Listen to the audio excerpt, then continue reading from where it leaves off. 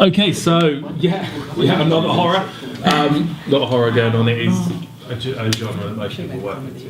Okay, so obviously we have a less developed soundscape here, so I think that is a good place to start with our feedback, like we have in the past. So what needs to happen to this sound mix in order to improve it, essentially, to make it work for the film?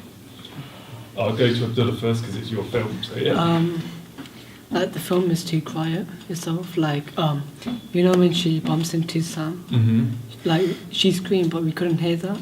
Yeah. And it was just it's like a silent background noise. Yeah, I think we need to really boost the sound in general because it's quite effective. I like the effect of bumping into him and then disappearing, and I think you handle that quite well in terms of those shots which seem to be unbroken shots, so unedited, unbroken shots in which he's there, look away, and he's not there. You've handled that really well, but they need to be more punchy. They need to have more punch because it's quite dark and you can't necessarily see really clearly. That's okay. That's quite good for horror. You don't want to be able to see everything straight away. But if they're going to have impact, they need to have a big punchy sound effect in there. I know we found some off YouTube, Jen. So is it you just in the process of basically building those?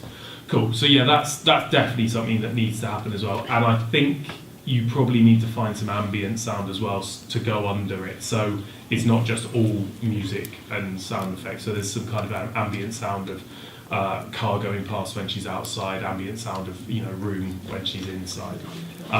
So yeah, I think the soundscape just needs beefing up essentially, and I know it's a work in progress. How about the visuals?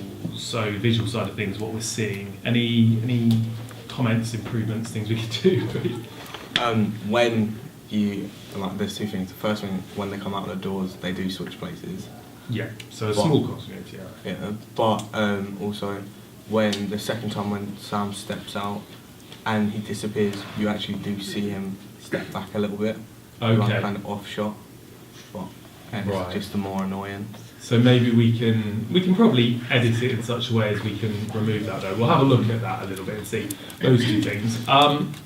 Yeah, I do know that. I think I get that it's dark and obviously it's dark outside and stuff like that. I wonder if there's some things we can experiment with to just make Sam stand out a bit more essentially when he's in the frame, because sometimes it takes you a sec to realise he's there in something because it's framed from quite a long way away and stuff. So I wonder if that would help a little bit to kind of bring it in a bit tighter on him, just slightly. Yeah. Another thing, you know when they're walking down the stairs? Yeah. And when they're opening the door, them two are talking to each other. But as soon as we see the other scene when they open the door, yeah, they're not talking. Okay. And then as soon as Rebecca steps out, and then she goes, "Do we have a six?" So it's not continuous, I think. Okay. So maybe we need to try and find some way of layering the sound if we can, which we probably can. It's just a matter of syncing it up and thinking about how we do it. It might mean that we change where that cut happens a little bit or something like that. Or we can have a look at that. But yeah, again, good spot, because obviously they're different takes because they also swap sides, as we know. However, that continuity error is pretty small, really. I don't think anyone's watched that and gone, "Oh, they swap sides." It's not super obvious. Any other feedback in terms of what we're looking at? Is it credited up? No, so it's lacking credits at the moment. So to call it a credit sequence wouldn't work at the moment. So you need to find space to put your credits in as well once you've got your soundscape in and stuff like that. Find some locations to credit it, a suitable font, of course, and all those sorts of things. Anything else that we can think of? That's good use of POV at the end. Yeah, do you know what? I really like that POV bit. I was going to say, I think that's probably the most successful bit of the whole thing, and it's good that it comes at the end, is that POV aspect, which is good. And again, if that final bit where she turns around and sounds there has a really punchy sound effect on it, it will really elevate it up. So you've got a nice sharp sound effect in there, which kind of, that will elevate the fear. But it's nicely handled, isn't it? Because POV can get out of control really easily, and you can completely lose any effectiveness of it because it just becomes a jumbly mess. But that is a really clear sequence of POV with a running away, a looking behind, and a looking back. The way it's set up is nice to set it up for the scare, so that's really good. I like that bit a lot. Have we completely lost the interrogation stuff? That's not part of this story. Yeah, that's nowhere now. Okay, alright, cool.